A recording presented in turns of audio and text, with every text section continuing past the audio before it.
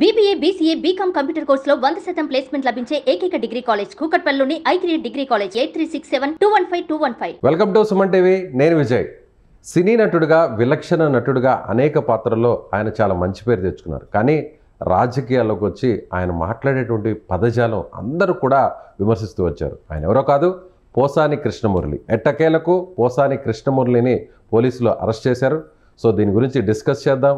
Posani Krishna Murali arrest కరెక్టా కాదా, గతంలో ఆయన మాట్లాడినటువంటి మాటలు లోకేష్ మీద, చంద్రబాబు మీద, చివరకు పవన్ కళ్యాణ్ మీద, ఆయన కుటుంబ సభ్యుల మీద ఆయన చేసినటువంటి వ్యాఖ్యలు ఎంతో దుమారం రేపాయి. అలాగే ఆయన రాజకీయాలకు కూడా దూరంగా ఉంటానంటూ ఇటీవలే ప్రకటన చేశారు. కానీ పోలీస్ కేసులు మాత్రం ఆయన్ని విడట్లేదు.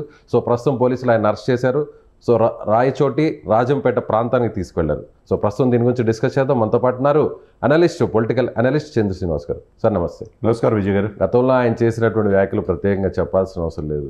5 ఏళ్ల పాటు ఆయన చేసినటువంటి వ్యాఖ్యలు, మాటలు అంతా కూడా చాలా దుమారం రేపాయి. ఏంటి ఇలా మాట్లాడుతున్నారు పోసాని, సినిమాల్లో అంతా గుర్తింపు తెచ్చుకున్నారు, ఆయన ఏంటి ఈ స్థాయిలో దిగజారి వ్యాఖ్యానిస్తున్నారంటూ కూడా అందరూ కూడా మాట్లాడుకున్నారు.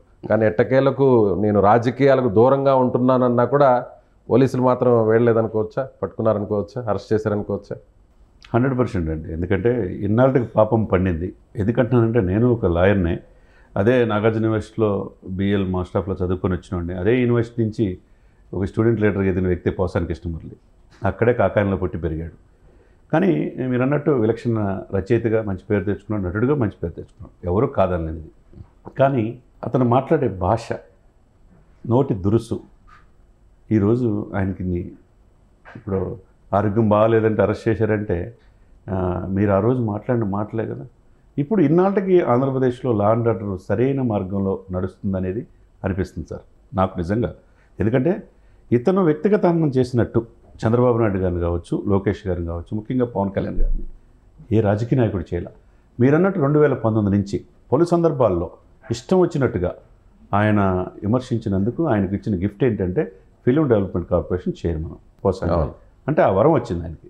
ఆయన మాట్లాడిన మాటలు ఏంటి, సభ్య సమాజం తలదించుకునే విధంగా తల్లులు ఏం చేశారు, లకారంతో ఉపయోగించి మాట్లాడిన మాటలు, తన భార్యను మాట్లాడిన మాటలు, పవన్ కళ్యాణ్ గారి భార్య, పవన్ కళ్యాణ్ గారి పిల్లలు మాట్లాడిన మాటలు, చంద్రబాబు నాయుడు గారిని, లోకేష్ గారిని, ఏంటిది అనే భారత రాజ్యాంగం అంటే గొప్ప రాజ్యాంగం, మీరు హక్కులు ఇచ్చారని బాధ్యతలు కూడా మరవకూడదు. మీరు వాక్ స్వాతంత్రం ఉంది, ఆర్టికల్ 14, ఆర్టికల్ 21, ఆర్టికల్ 17 ఏం చెప్తుంది, మీరు మాట్లాడచ్చు, ఇతరుల మనోభావాలు దెబ్బతినకుండా మాట్లాడాలి.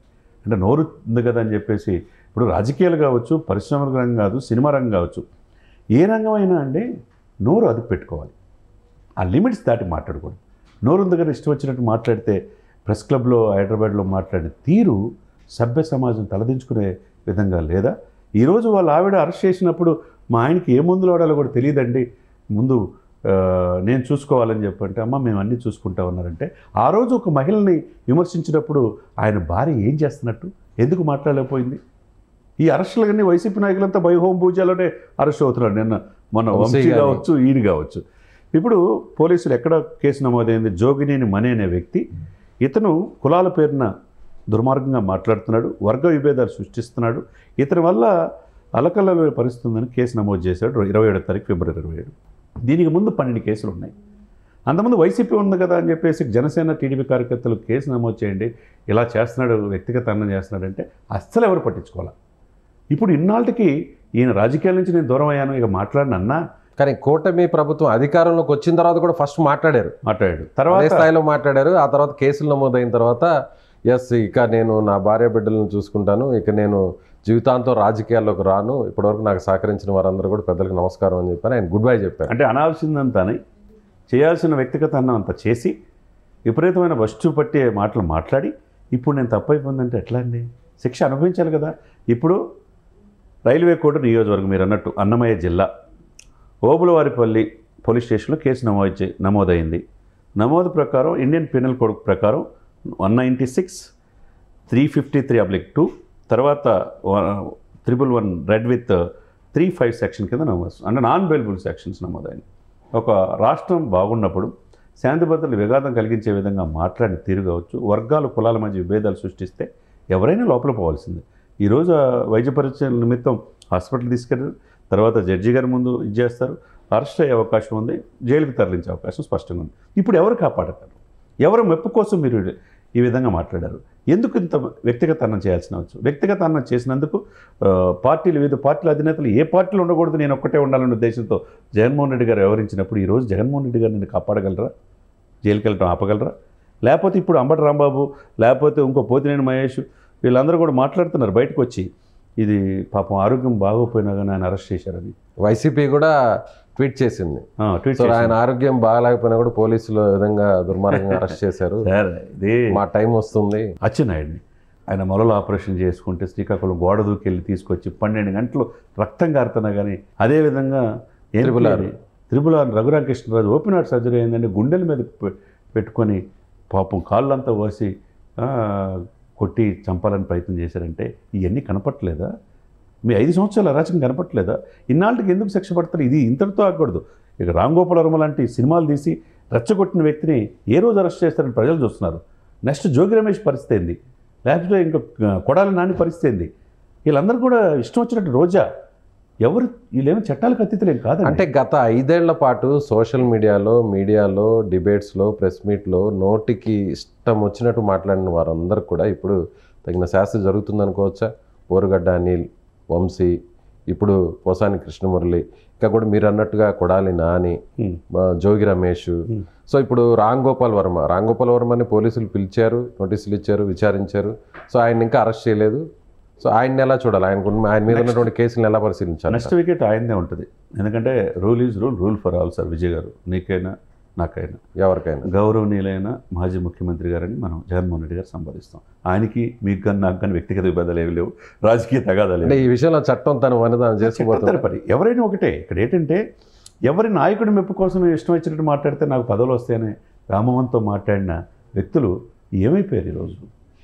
ఎందుకు పవన్ కళ్యాణ్ గారిని అంత విమర్శించి 4 పెళ్ళిళ్ళు 4 కార్లు మారుస్తున్నట్టు మనం విమర్శించారే, సాక్షాత్తు ముఖ్యమంత్రి గారితో పాటు మంత్రులంతా, వీళ్ళంతా ఎక్కడున్నారు ఇప్పుడు? ఎందుకు ఈ పరిస్థితి వచ్చింది? కాబట్టి ఎన్నిటికీ ఏంటంటే టైం అనేది ఒకటి ఉంటుంది, కాలం అనేది. దేవుడు అనే వ్యక్తి ఉంటాడు. ఆ టైం వచ్చినప్పుడు ఎవరు దీనికైనా చట్టాలకు అతీతులేం కాదు, ఎవరైనా శిక్ష పడాల్సిందే. ఎవరు తప్పించలేదు. నా ఆరోగ్యం బాగాలేదు, నాకు చెయ్యి నొప్పిగా ఉంది, డాక్టర్లు చూపించుకొని వస్తానంటే పోలీసులు ఎదుర్కొనే ప్రసక్తి లేదు. అక్కడి నుంచి పోలీసులు వచ్చారు, ఏ మందులు వాడాలో తెలియదంటే మేము వాడతామమ్మా అని చెప్పేసి వాళ్ళు చెప్పారు.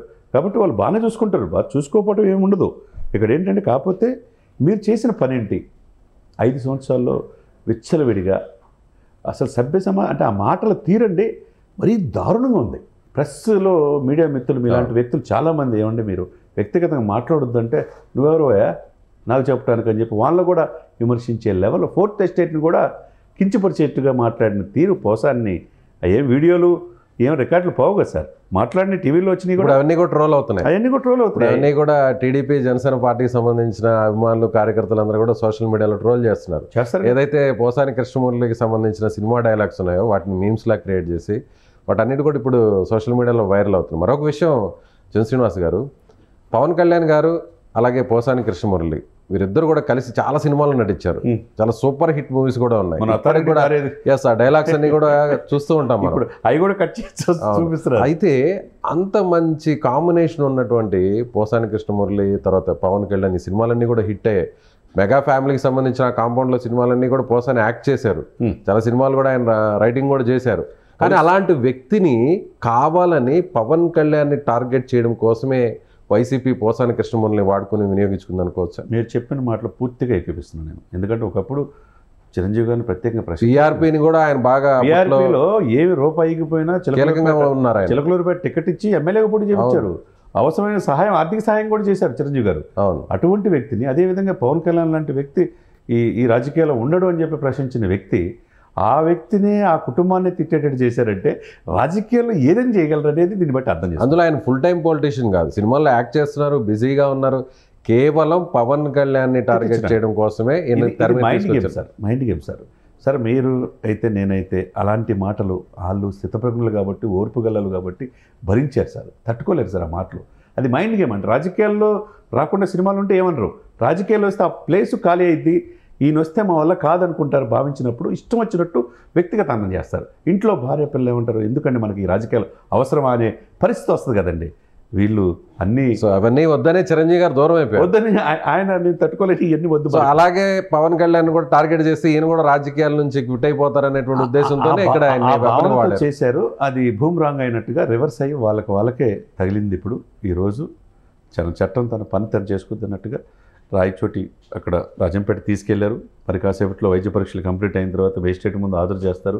ఈయన సెక్షన్స్ ఏంది, ఈయన మాట్లాడిన తీరు కూడా ఎవిడెన్స్ పోలీసులు పెడతారు కదా. కంప్లైంట్ ఇచ్చిన జోగినేని మనీతో పాటుగా మిగతా ఇవన్నీ కాకుండా విజయ్ గారు మరొకటి తెలుసో లేదో 12 చోట్ల కేసులు అన్నమయ్య జిల్లాతో పాటు చిత్తూరు కావచ్చు, నెల్లూరు కావచ్చు, గోదావరి జిల్లాలో ప్రకాశం కావచ్చు, కృష్ణా జిల్లా కావచ్చు, ఈస్ట్ వెస్ట్, తూర్పుగోదావరి, పశ్చిమ గోదావరి, విశాఖపట్నం, శ్రీకాకుళం, విజయనగరం మొత్తం 12 ప్లేసుల్లో ఈయన కేసులు ఉన్నాయి. అంటే ఒక దాంట్లో బెయిల్ వచ్చినా కూడా ఇంకో దాంట్లో మళ్ళీ లాక్ చేసే పరిస్థితి తప్పదు అనుభవించాల్సిందే. మీరు అన్న మాటలకి మీరు వ్యక్తిగతం సార్ ఇంట్లో మీరు ఏదైనా ఉంటే డైరెక్ట్గా రాజకీయాల్లో వచ్చినప్పుడు మీరు డైరెక్ట్గా పవన్ కళ్యాణ్ గారిని చూసుకోండి. పవన్ కళ్యాణ్ గారు భార్యను చేసింది, పవన్ కళ్యాణ్ గారు అమ్మాయిని చేసింది, పవన్ కళ్యాణ్ అన్న చిరంజీవి గారు ఏం చేశారు, వాళ్ళ పిల్లలు ఏం చేశారు సార్ ఇంట్లో. ఇది తప్పు కదా. ఈ దేశ చరిత్రలో ఎక్కడైనా మనం చూసామా? అది ముఖ్యంగా ఆంధ్రప్రదేశ్లో జరిగింది.